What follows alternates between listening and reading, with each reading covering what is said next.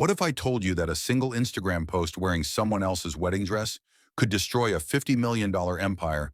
Sarah Martinez thought she'd lost everything when she found her husband's mistress flaunting her most precious memory to 2 million followers. But what Sarah didn't know was that the woman destroying her life wasn't even real. Behind the perfect smile and designer lifestyle was a professional con artist who had done this before to 6 other women. And somewhere in the shadows, a dead man was watching, planning, and preparing to bring down an entire criminal network. This is the story of how a broken teacher became the weapon that exposed the most twisted revenge plot you've ever heard. Trust me, you won't see the ending coming. If this story had you on the edge of your seat wondering what would happen next, imagine how Sarah felt living through it. Hit that like button if you believe karma always finds a way, and drop a comment telling me which twist shocked you the most. Rachel's true identity, Jake being alive, or something else entirely. Share this with someone who loves a good justice story. And don't forget to subscribe because I've got more incredible true stories that will leave you questioning everything you think you know about the people around you. Until next time, remember sometimes the best revenge is simply refusing to stay broken. Sarah Martinez stood frozen in the frozen food aisle of Walmart, her phone trembling in her hands. The fluorescent lights buzzed overhead as she stared at the Instagram post that shattered what remained of her world. There was Madison Wells, 26 years old with 2 million followers, wearing Sarah's wedding dress, the same ivory silk gown Sarah had saved for 8 months to buy, working double shifts at 3 different jobs while putting her husband through business school. The caption read, "When he loves you, he gives you everything.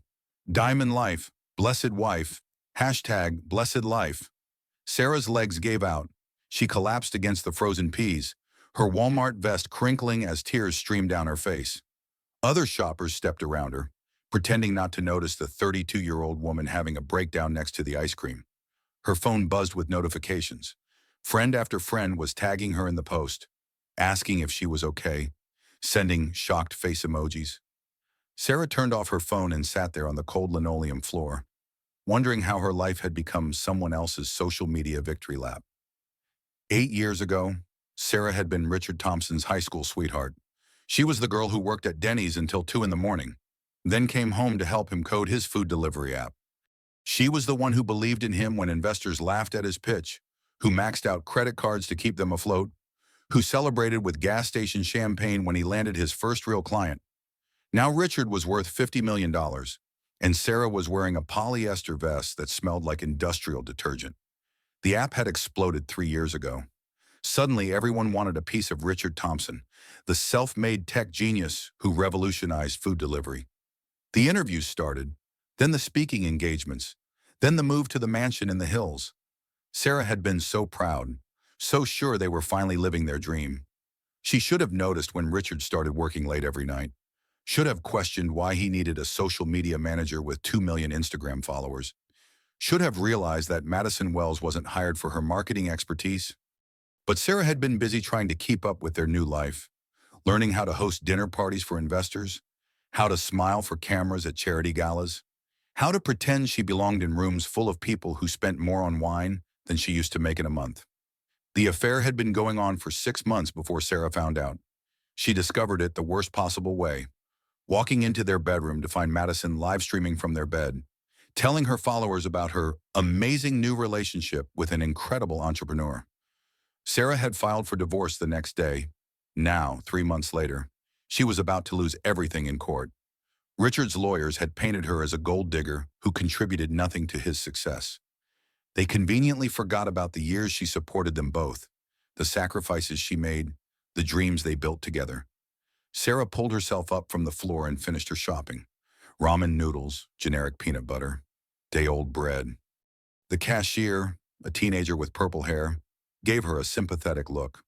"Rough day," Sarah managed a weak smile. "Something like that."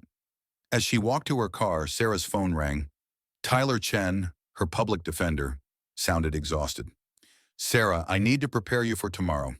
Richard's team filed additional motions. They're claiming the company was built entirely after your separation, which isn't true, but they have documentation that makes it look convincing." Sarah sat in her car, staring at the Walmart parking lot. "What does that mean?" "It means they're trying to prove you're entitled to nothing. Not the house, not the savings, not even spousal support. Tyler, I worked 3 jobs to put him through school. I was there for every late night, every failure, every breakthrough. How can they say I contributed nothing? Because the law doesn't always recognize emotional labor or financial sacrifice if it's not documented properly. Rich people know how to protect their assets. We're fighting an uphill battle. Sarah closed her eyes. Tomorrow was the final hearing.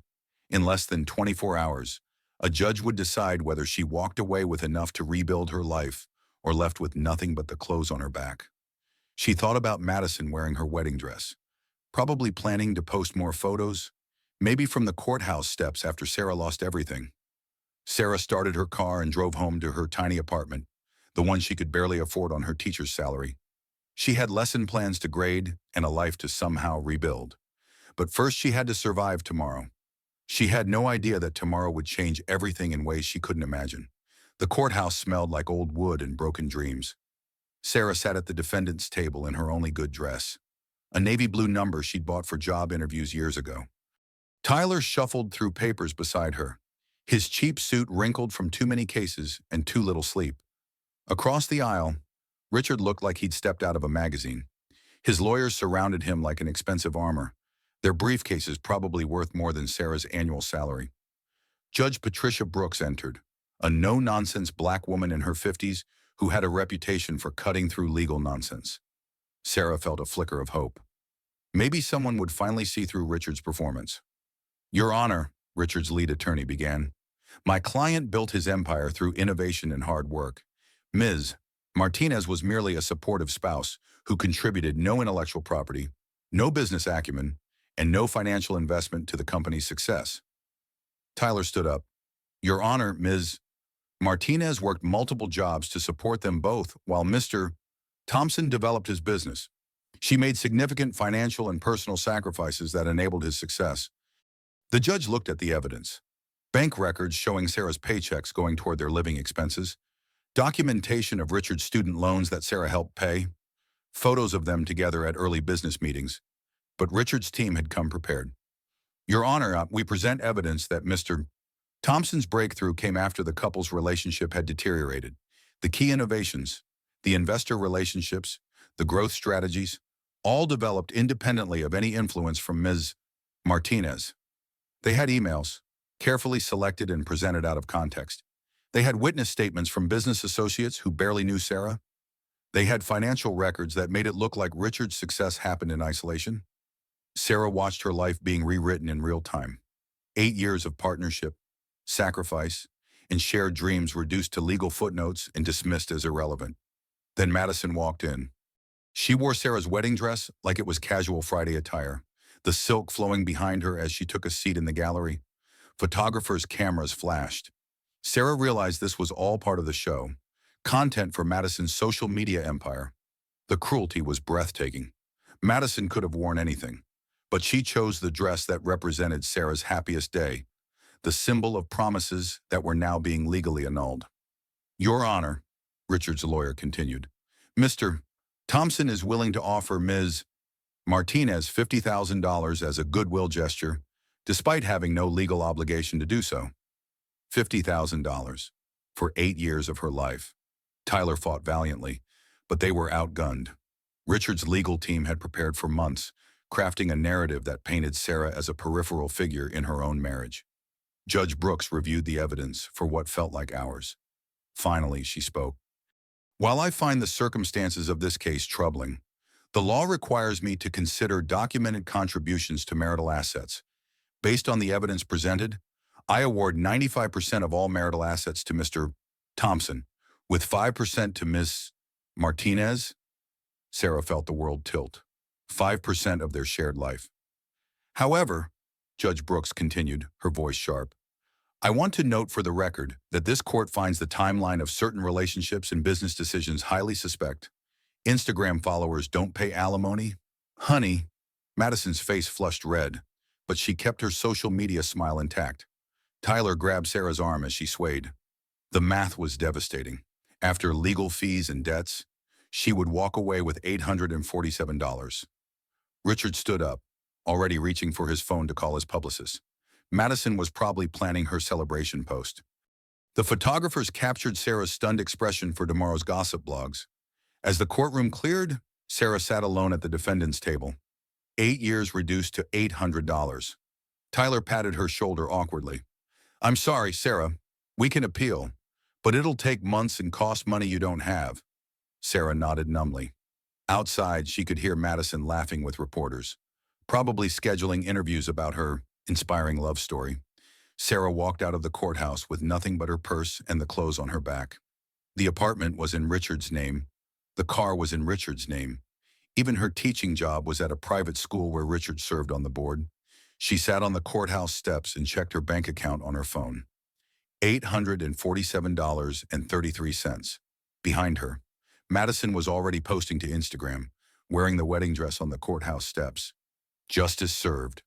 Sometimes the truth hurts, but it always wins. Hashtag blessed. Hashtag justice. Hashtag new beginnings. Sarah turned off her phone and walked away, not knowing that this was just the beginning of her nightmare. 2 weeks after the trial, Sarah's world had shrunk to the size of her Honda Civic. She'd been evicted from her apartment when the landlord discovered she couldn't pay next month's rent. Her teaching position was restructured after Richard made a generous donation to the school's new technology wing. She'd found temporary work at 3 different places: morning shifts at a coffee shop, afternoon cleaning at an office building, and evening inventory at a pharmacy. 18 hours a day on her feet, sleeping in her car between shifts, showering at the gym until her membership ran out. Her only companion was Bruno, a 3-legged German shepherd she'd rescued years ago.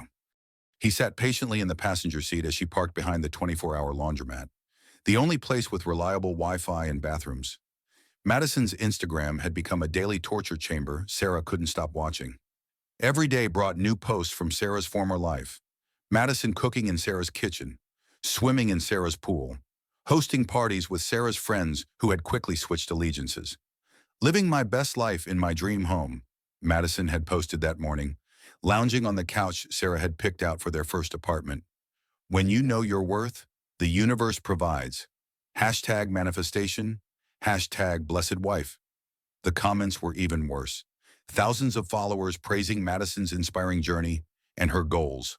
A few people defended Sarah, but they were quickly drowned out by Madison's army of devoted fans. Sarah's phone buzzed with a text from Tyler. Found something? Meet me at Denny's on 5th Street. Come alone. Sarah looked at Bruno, who tilted his head sympathetically. What do you think? Boy, could this day get any worse? She found Tyler in a corner booth, surrounded by coffee cups and legal documents. He looked like he hadn't slept in days. Sarah, I've been digging into Richard's financial records. Something doesn't add up. He spread papers across the table. Look at these dates. The company's biggest growth spurt happened right after someone named Jake Morrison disappeared. Sarah's blood went cold. Jake Morrison was Richard's best friend and business partner. He died in a boating accident 5 years ago. That's what I thought, but look at this. Tyler showed her incorporation documents.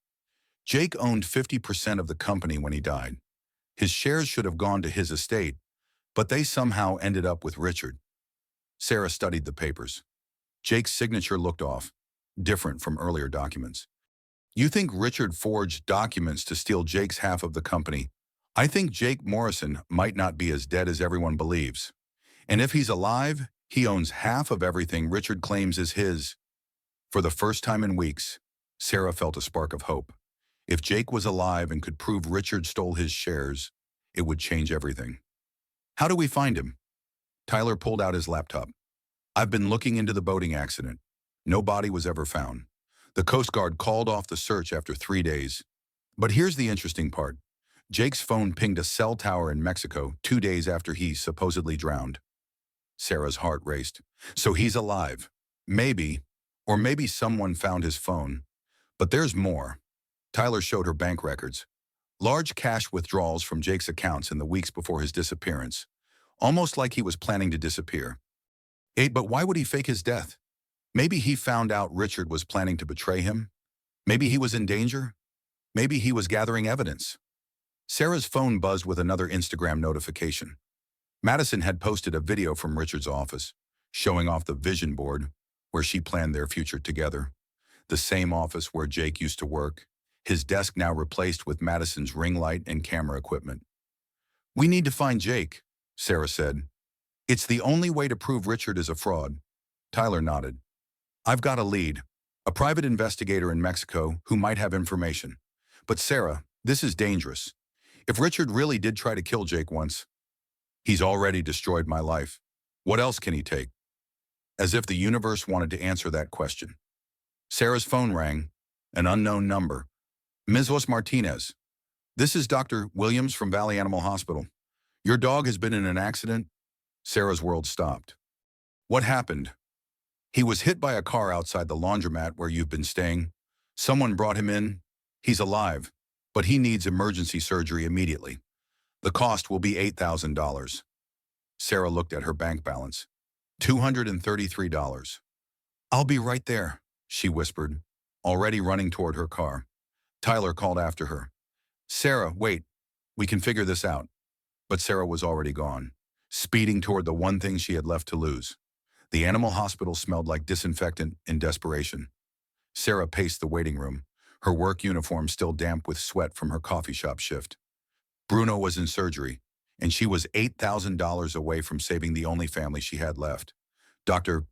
Williams emerged from the operating room, exhaustion etched on her face.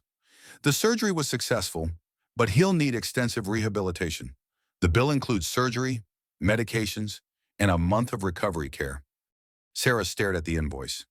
$8,473. She had $233 to her name. "I don't have the money," Sarah whispered, "but please, he's all I have left. I'll work extra shifts. I'll pay it off monthly. I'll do anything." Dr. Williams softened.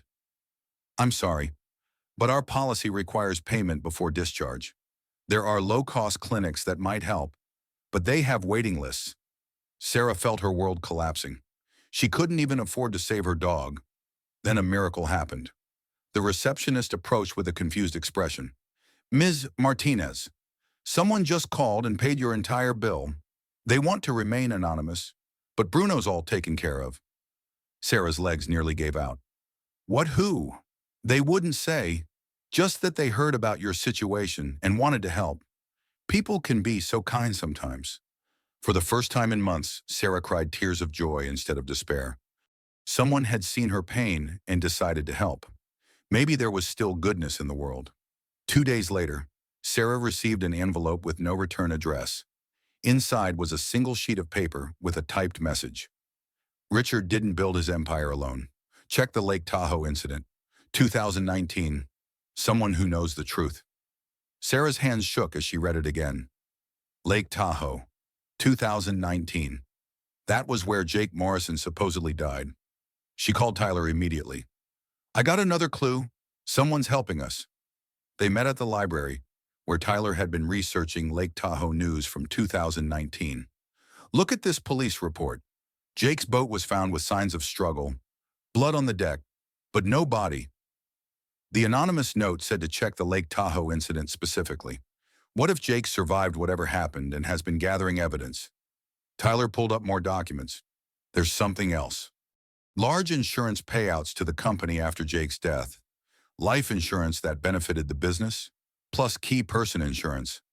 Richard collected over $10 million when Jake was declared dead. So Richard had a financial motive to kill Jake, or to make it look like Jake was dead while keeping him prisoner. Either way, someone knows the truth and they're trying to help us prove it. Sarah felt hope growing. Someone was on her side, someone with resources and information. That night, Sarah's phone buzzed with a text from an unknown number. "Check your bank account." Sarah logged in and gasped. Someone had deposited $50,000 into her account. The next message read, "Use this to fight back. Richard stole everything from you, but the truth is coming. Trust no one else." Sarah stared at the money. $50,000 was enough to hire real lawyers, enough to launch a proper investigation, enough to fight back, but something felt wrong. She called Tyler. "Someone deposited $50,000 in my account. The same person who paid Bruno's vet bill." "Sarah, this is incredible. We can finally fight Richard with real resources." But Sarah's instincts were screaming warnings. "Tyler, Who has access to this kind of money? Who would know about my exact situation? Who benefits from me going after Richard? There was silence on the other end of the line. You think it's a trap? I think someone's playing a game, and I'm not sure if I'm the player or the piece being moved. Sarah's phone buzzed with another message. Madison isn't who she pretends to be. Watch tomorrow's live stream carefully. The truth will reveal itself. Sarah sat in her car outside the animal hospital, staring at the messages. $50,000 in her account. Anonymous tips about Richard's crimes. Promises of truth and justice. It felt too convenient, too perfectly timed. But what choice did she have? She was broke, homeless, and powerless. If someone wanted to use her to take down Richard, maybe that was better than having no chance at all. She typed back, "Who are you?" The response came immediately. Someone who's been watching, someone who knows Richard's secrets, someone who's going to help you get everything you deserve. Sarah turned off her phone and drove back to the laundromat. Tomorrow, Madison was doing another live stream. Whatever was about to happen, Sarah had a feeling her nightmare was just beginning. But at least now she wasn't facing it alone. Or was she? Madison's live stream was scheduled for 3 o'clock, and Sarah found herself parked outside her former house, watching through the living room window as Madison set up her ring lights and camera equipment. 200,000 viewers were waiting for Madison's special announcement. The comments were already flooding in with heart emojis and fire symbols, her devoted followers ready to worship whatever content she was about to serve. Sarah's phone buzzed with a message from her mysterious benefactor. Watch carefully. Madison's about to expose herself. The live stream began with Madison's usual routine. Perfect makeup, designer outfit, and that practiced smile that had fooled millions of people. "Hey, beautiful souls," Madison purred into the camera. "Today I have something special to share. A story about justice, karma, and what happens when people try to take what isn't theirs." Sarah's stomach dropped. This was about her. Madison held up a tablet showing news articles about the divorce trial. "Some of you have been asking about Richard's ex-wife, the woman who tried to steal half of everything he built. Well, I have tea to spill." The comments exploded. Sarah watched in horror as Madison began dismantling her character piece by piece. This woman spent years pretending to support Richard while secretly resenting his success.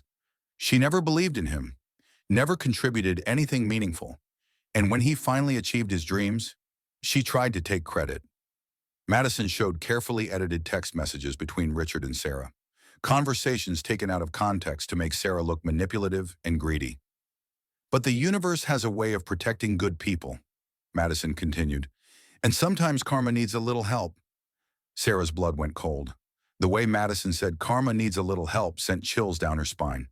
"You see, beautiful souls, I've been watching this woman for months, watching her struggle, watching her fail, watching her realize that actions have consequences." The livestream comments were vicious now. Thousands of people calling Sarah a gold digger, a parasite. Worse, Madison's followers had transformed into a digital mob, ready to destroy someone they'd never met. But then Madison made a mistake. "I even helped speed up her little reality check," Madison said with a cruel smile. "Sometimes the universe needs assistance delivering justice." Tyler, who had been watching from his office, immediately called Sarah. "Did you hear that she just admitted to interfering with your life?" Sarah's phone buzzed with another message from her mysterious benefactor. "Keep watching. She's about to confess everything." Madison was riding high on her audience's approval, getting more reckless with each passing minute. "You want to know how pathetic she is? I paid to have her dog hit by a car, then swooped in to save it like some kind of angel. She actually cried with gratitude." Sarah's world exploded. The live stream comments started shifting. Even Madison's most devoted followers were shocked by the casual admission of animal abuse. "Wait, what?" Madison read the comments, realizing her mistake. No, I didn't mean I was speaking metaphorically about karma." But it was too late. Screen recordings were already spreading across social media. Madison had confessed to deliberately hurting an innocent animal, and the internet was turning against her. Sarah's phone rang. Tyler was shouting, "Sarah, she confessed to a felony on live stream. We have her." But Sarah wasn't thinking about legal victories. She was thinking about Bruno, lying in surgery, fighting for his life because of Madison's sociopathic entertainment. The live stream was spiraling out of control. Madison was trying to backtrack, but thousands of viewers were already leaving angry comments, threatening to unfollow, calling her evil. This is all being taken out of context, Madison insisted, but her perfect facade was cracking. I would never actually hurt an animal. I love animals. I donate to animal charities. Sarah's mysterious benefactor sent another message. Now you see who Madison really is. But this is just the beginning. Richard's secrets run much deeper. The live stream ended abruptly as Madison realized the damage was spreading. Within an hour, hashtags like Madison Wells Animal Abuser and Cancel Madison Wells were trending on multiple platforms. News outlets picked up the story. Animal rights organizations condemned her. Sponsors started dropping her endorsement deals. Sarah sat in her car, watching her former house through the window. Inside, she could see Madison pacing frantically, probably trying to do damage control with her publicist. Tyler called again. Sarah, this changes everything. We can press charges for animal cruelty, and her confession gives us leverage in your case. The public is on your side now. But Sarah felt hollow. Bruno was alive, but traumatized. Madison's mask had slipped, but Richard was still protected by his wealth and lawyers. Her phone buzzed one more time. This was just the preview. Tomorrow, the real show begins. Trust me, Sarah. I've been planning this for 5 years. 5 years, that was when Jake Morrison disappeared. Sarah's mysterious benefactor wasn't some random good Samaritan. Someone had been watching, planning, waiting for the perfect moment to strike back. And somehow, Sarah had become the weapon they were using to destroy Richard's empire. She just wasn't sure if she was ready for whatever came next. The animal rights protests outside Madison's house started at dawn. Sarah watched from her car as dozens of activists gathered with signs reading, "Justice for Bruno," and "Madison Wells is a monster." Madison's perfect Instagram life was crumbling in real time. Local news vans lined the street. Sarah's phone buzzed constantly with interview requests, but she ignored them all. She had bigger concerns than Madison's public relations nightmare. Tyler had spent the night researching Jake Morrison's disappearance, and he called Sarah with urgent news. "I found him," Tyler said, his voice shaking with excitement. "Jake Morrison is alive, and he's been hiding in plain sight." Sarah nearly dropped her phone. "What do you mean?" "Remember that private investigator in Mexico I mentioned? I finally tracked him down. His name is Jake Morrison. He's been living under a false identity, gathering evidence against Richard for 5 years. Sarah's mind raced. "So Jake is my mysterious benefactor." It gets better. Jake has been building a case against Richard that goes way beyond stealing company shares. Money laundering, tax evasion, fraud, even attempted murder. Richard's entire empire is built on crimes. Sarah felt a surge of hope mixed with fear. If Jake had evidence to destroy Richard, why wait 5 years? Why involve her at all? Tyler, if Jake can prove Richard tried to kill him, why doesn't he just go to the police? Because Richard has connections everywhere. Local police, federal agents, judges. Jake needed to build an airtight case that couldn't be dismissed or buried. Sarah's phone buzzed with a new message. "Meet me tonight, Pier 37, midnight. Come alone. It's time you learned the whole truth." Sarah showed Tyler the message. "This has to be Jake." "Sarah, this could be dangerous. If Richard really tried to kill Jake once, he won't hesitate to tie up loose ends." But Sarah was tired of being helpless. For months, she'd been a victim of other people's games. Maybe it was time to take control.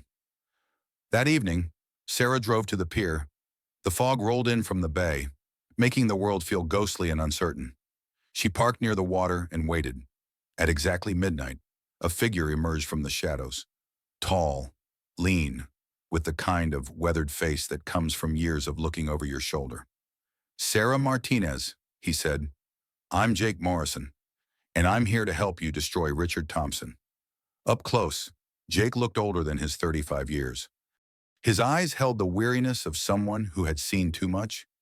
"You've been helping me all along," Sarah said. "The money, the tips, even saving Bruno." Jake nodded. "I've been watching Richard's victims for years. You're not the first person he's destroyed, but you might be the last. Why didn't you just expose him yourself? Jake pulled out a thick folder.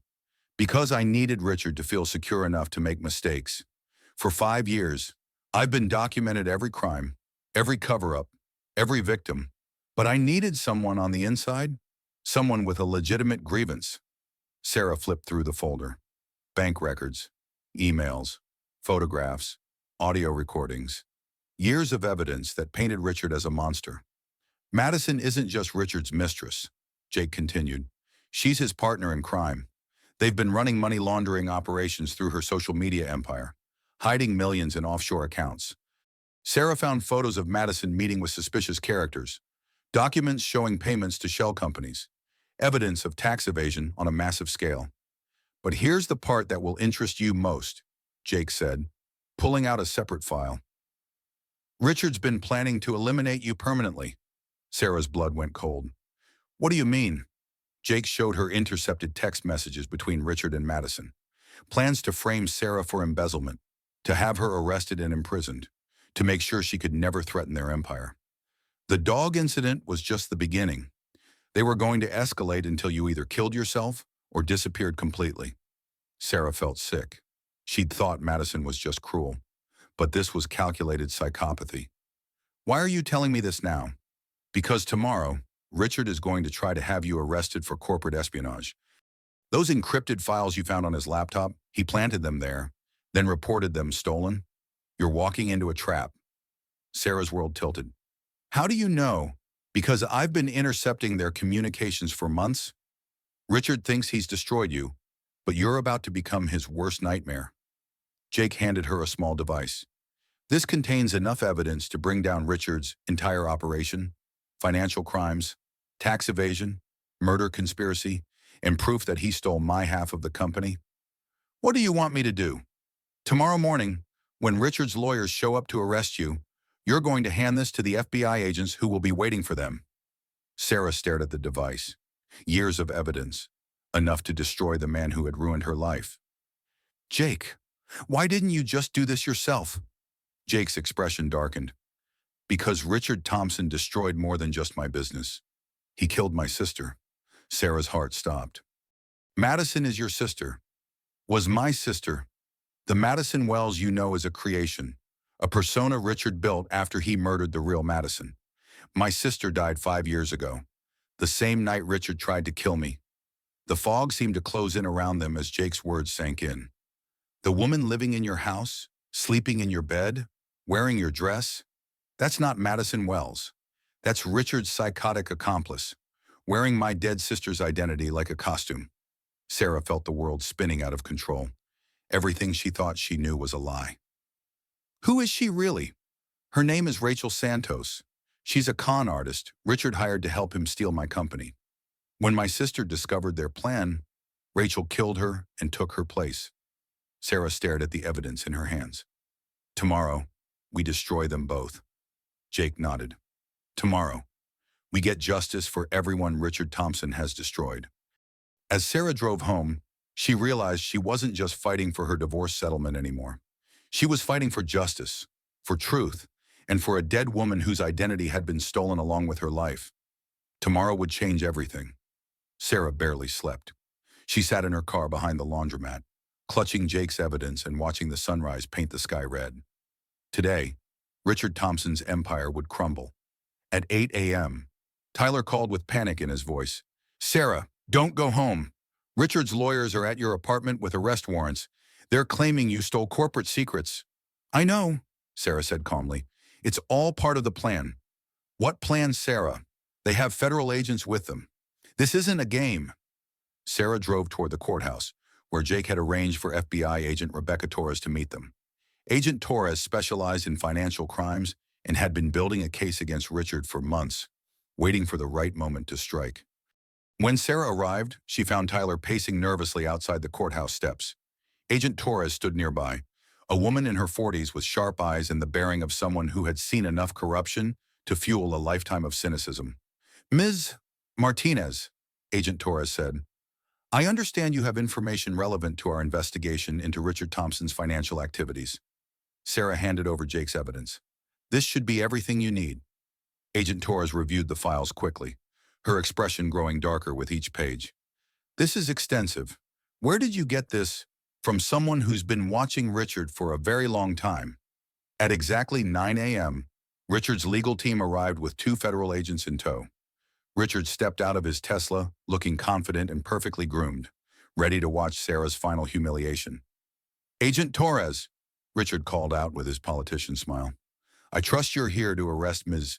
Martinez for corporate espionage. I have evidence that she stole proprietary information from my company.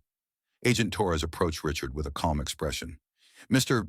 Thompson, you're under arrest for money laundering, tax evasion, fraud, and conspiracy to commit murder. Richard's face went white. What? This is ridiculous. I'm a legitimate businessman. Turn around and put your hands behind your back. The assembled media erupted. Photographers captured every moment as Richard Thompson, tech genius and self-made millionaire, was handcuffed on the courthouse steps. Richard's lawyers protested, but Agent Torres had federal warrants backed by years of evidence. We'll also be seizing all assets pending investigation, including the house, the company, and all financial accounts. Sarah watched with satisfaction as Richard's empire began to collapse in real time. But the show wasn't over. Agent Torres turned to the federal agents who had come to arrest Sarah.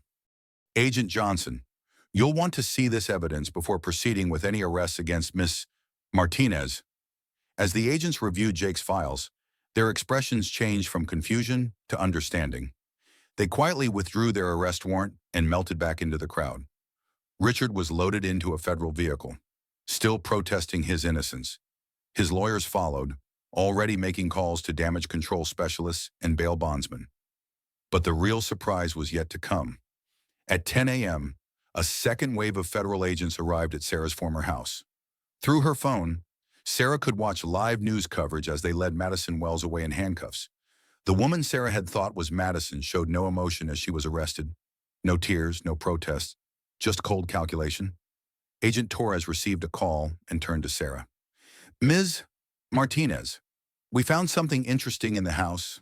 Miss Wells, or rather Miss Santos, had an entire room dedicated to surveillance equipment. She's been recording Richard's activities for months, probably building her own insurance policy. Sarah felt a chill. So she was playing Richard too. Professional con artists always have an exit strategy. She was probably planning to blackmail him eventually. Tyler grabbed Sarah's arm. This means your marriage was never real. If Richard was laundering money during your entire relationship, all those assets were obtained through criminal activity. Agent Torres nodded. Ms. Martinez, you'll be entitled to compensation as a victim of Mr. Thompson's criminal enterprise. We'll be working with you to determine the full extent of your losses. As the news trucks pulled away and the crowds dispersed, Sarah found herself standing alone on the courthouse steps where her life had been destroyed just weeks earlier. Her phone buzzed with a message from Jake. Phase 1 complete. Meet me tonight. There's something else you need to know. Sarah looked at the message and felt a mix of gratitude and unease. Jake had delivered everything he promised, but something in his tone suggested this wasn't over. She had gotten justice, but at what cost and what other secrets was Jake keeping?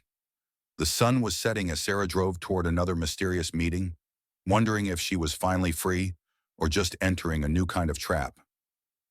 Behind her, Richard Thompson sat in a federal holding cell, and the woman pretending to be Madison Wells was being processed for identity theft, fraud, and accessory to murder. But Sarah couldn't shake the feeling that the most dangerous player in this game was still out there, waiting to reveal their final move. Jake chose a different location this time, an abandoned warehouse near the docks. Sarah arrived to find him standing in the shadows, but he wasn't alone. A woman stepped forward, and Sarah's breath caught. She looked exactly like Madison Wells, but softer somehow, less predatory.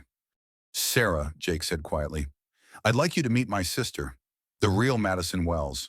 Sarah's mind reeled. But you said she was dead. You said Richard killed her. The real Madison smiled sadly.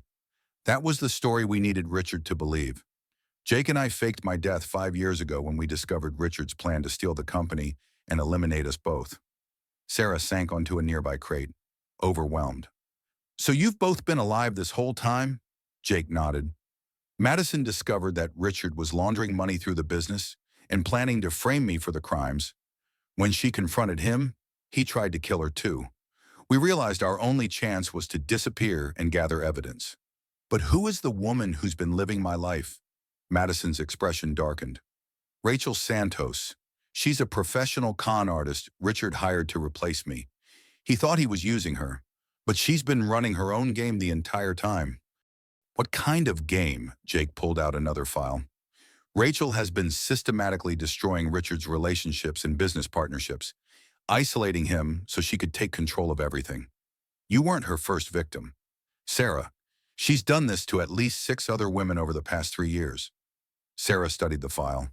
Photos of other women, all formerly married to wealthy men, all destroyed in divorce proceedings where Rachel had played the role of the other woman. She's a professional homewrecker.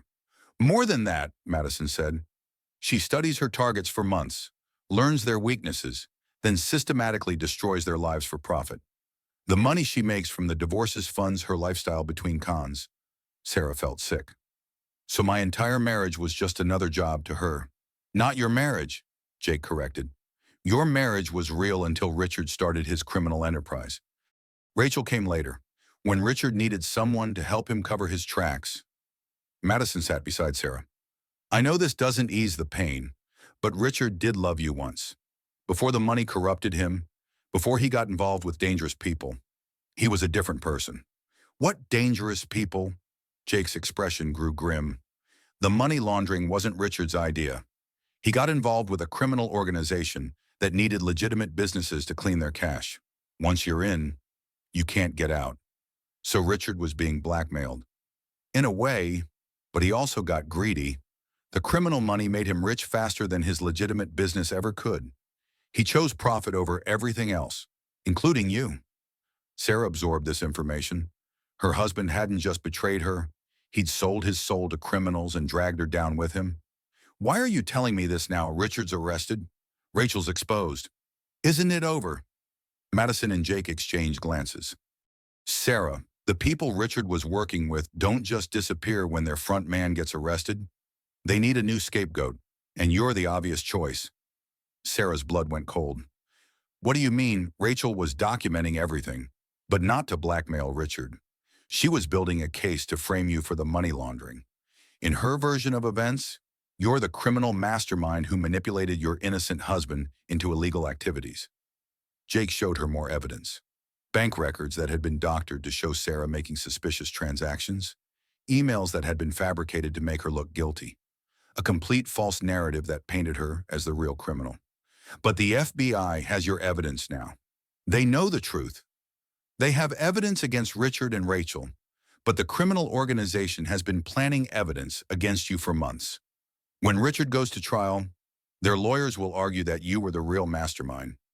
Sarah felt trapped again. So what do? Madison smiled grimly. We finish what we started. Tomorrow morning, we're going to expose the entire criminal network. How Jake pulled out a final device. Rachel kept detailed records of all her cons, including the names and locations of every criminal she's worked with.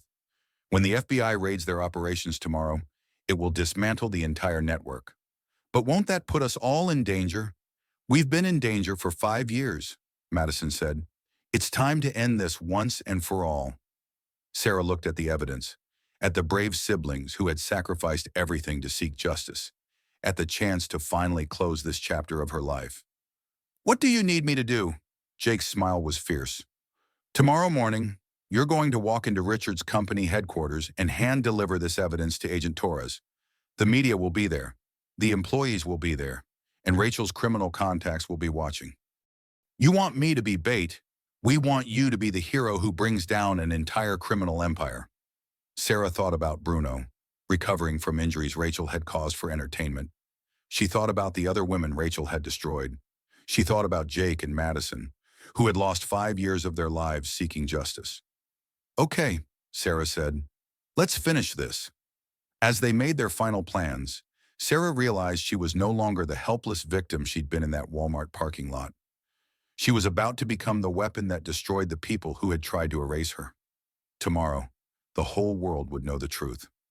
Sarah stood in the lobby of Thompson Technologies, wearing the same navy dress she'd worn to her divorce trial. But everything else was different. This time, she held the power. The building buzzed with confusion. Employees whispered about Richard's arrest, about FBI raids, about the company's uncertain future.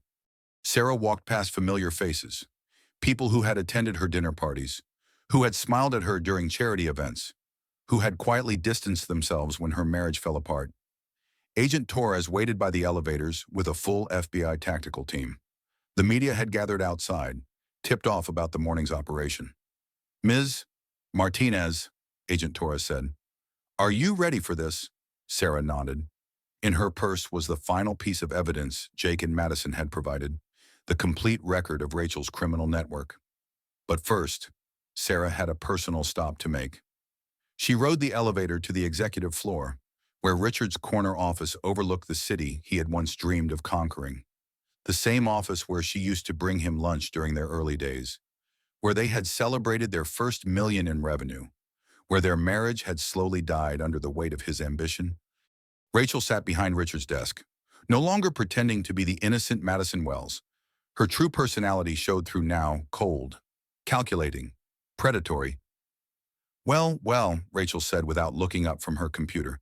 "If it isn't the pathetic ex-wife, come to gloat about Richard's arrest." "I came to give you a chance," Sarah said quietly. Rachel laughed.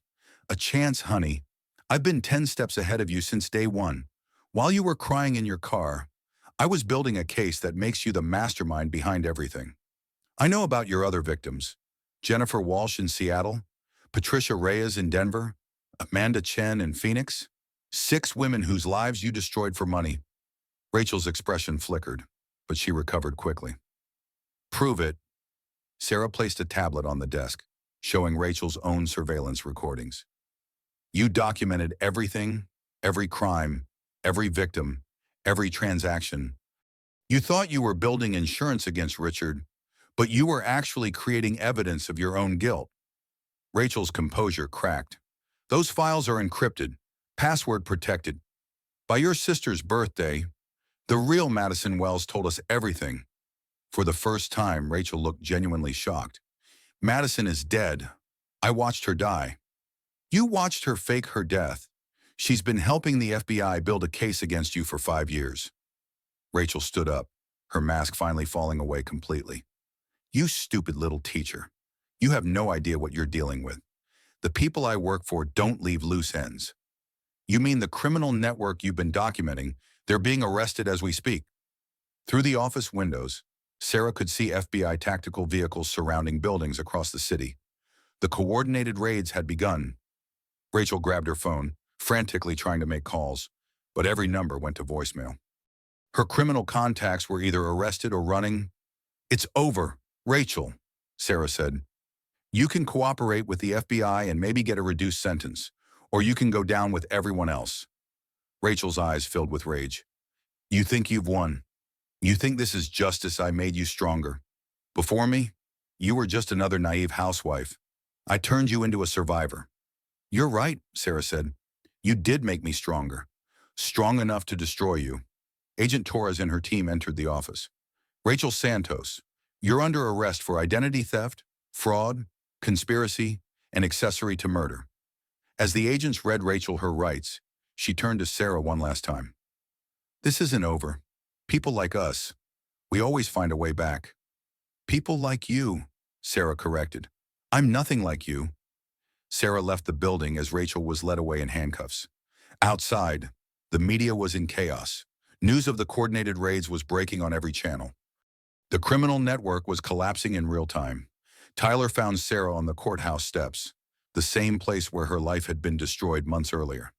"It's over," he said. "Richards agreed to cooperate in exchange for a reduced sentence. Rachel's facing life in prison. The criminal organization is finished." Sarah nodded, feeling strangely empty. She had gotten justice, but at what cost? 8 years of her life wasted. Her faith in love shattered. Her innocence lost forever. "What happens now?" Tyler asked. "Now I rebuild," Sarah said. "On my own terms this time." As she walked away from the courthouse, Sarah's phone buzzed with a message from Jake. "Thank you for helping us get justice for Madison. The company's board wants to offer you a position as CEO while they restructure. Interested? Sarah looked at the message and smiled for the first time in months. Thompson Technologies had been built on her sacrifices as much as Richard's vision. Maybe it was time to claim what was rightfully hers. She typed back, "Let's talk." The sun was setting as Sarah drove toward her new life, leaving the courthouse and all its painful memories behind. She was no longer Richard Thompson's ex-wife or Rachel Santos's victim. She was Sarah Martinez, survivor, and she had a company to rebuild. 6 months later, Sarah stood in the lobby of Martinez Technologies, watching workers install the new company sign. The same building where Richard had built his empire, where Rachel had orchestrated her destruction, where Sarah had finally claimed her power. The transformation had been remarkable. Under Sarah's leadership, the company had pivoted away from Richard's shady partnerships toward legitimate ventures in education technology. They were developing apps to help underprivileged students access learning resources, exactly the kind of work Sarah had dreamed of doing as a teacher. Bruno lay at her feet, fully recovered from his injuries and serving as the company's unofficial therapy dog. Several employees had commented that his presence made the workplace feel more human, more real. "Miss Martinez." Her assistant knocked on the office door. "Your 3 o'clock is here." Sarah looked up to see Jake and Madison walking into her office. The real Madison had finally reclaimed her identity, though she'd decided to keep a low profile while testifying in the ongoing criminal trials. "How are the trials going?" Sarah asked. "Richard got 15 years, Jake reported. "He cooperated fully, so it could have been worse. Rachel got life without parole. The judge said her pattern of destroying innocent people's lives warranted the maximum sentence." Madison sat down across from Sarah's desk. "There's something else. The FBI found evidence that Rachel was planning to kill you after the divorce trial.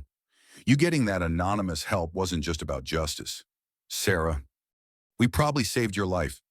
Sarah absorbed this quietly. She'd suspected Rachel's plans were escalating, but knowing how close she'd come to death was still sobering. "What about the other victims?" Sarah asked. "We've been in touch with all of them," Jake said. "Some want to file civil suits, others just want to move on. But they all wanted us to thank you for bringing Rachel down." Sarah nodded. She'd started a support group for Rachel's victims, women who had lost everything to a predator's calculated cruelty. Healing was slow, but they were helping each other rebuild. Tyler knocked on the door, carrying legal documents. "Sarah, the final settlement papers came through. You're officially entitled to $30 million in compensation from Richard's criminal assets." $30 million. More money than Sarah had ever dreamed of having, but it felt hollow somehow. Compensation for trauma that could never be fully repaid. "Tyler, I want to set up a foundation," Sarah said, "for women going through difficult divorces, especially those facing wealthy opponents with expensive lawyers. The Sarah Martinez Foundation for Legal Justice?" Tyler suggested. "No," Sarah said quietly. "Call it the Madison Wells Foundation, for the real Madison and for all the women whose identities were stolen by people like Rachel." Madison's eyes filled with tears. "Sarah, you don't have to." "Yes, I do. Your name was used to destroy lives. Now it should be used to rebuild them." As the afternoon meetings concluded and the office emptied, Sarah found herself alone with her thoughts. She walked to the window overlooking the city, the same view Richard had enjoyed during his rise to power. Her phone buzzed with a text from an unknown number. "Saw the news about the company. Proud of you. A friend." Sarah smiled. She never had learned the identity of everyone who had helped her during those dark months. Some mysteries were better left unsolved. A year ago, she'd been crying in a Walmart parking lot, broken and hopeless. Today, she was the CEO of a technology company, helping other women find justice, turning her trauma into purpose. The healing wasn't complete. Some nights, she still woke up angry, still felt the sting of betrayal, still wondered if she'd ever trust anyone completely again. But she was building something meaningful from the wreckage of her old life. Bruno stretched and walked over to the window, pressing his nose against the glass. Despite everything he'd endured, he still trusted, still loved, still found joy in simple moments. "You're right, boy," Sarah said, scratching behind his ears. "We made it through." Her phone rang. A woman's voice is shaky and desperate. Ms. Martinez, I saw the news about your foundation. My husband is trying to destroy me in our divorce, and I don't know where to turn. Sarah sat down at her desk and opened a new case file. Tell me everything, she said. We're going to help you fight back. As the sun set over the city, Sarah Martinez began her next case, helping another woman reclaim her power and rebuild her life. The dress that had once symbolized her humiliation now hung in her closet, a reminder of how far she'd come. Sometimes the best revenge was simply refusing to stay broken. Sarah had learned that justice wasn't just about punishing the guilty. It was about helping the innocent find their strength, their voice, and their power to write their own endings. Outside her window, the city lights twinkled like stars, full of possibility and new beginnings. The story was far from over. It was just beginning. The Raffinen on. Word count 9487.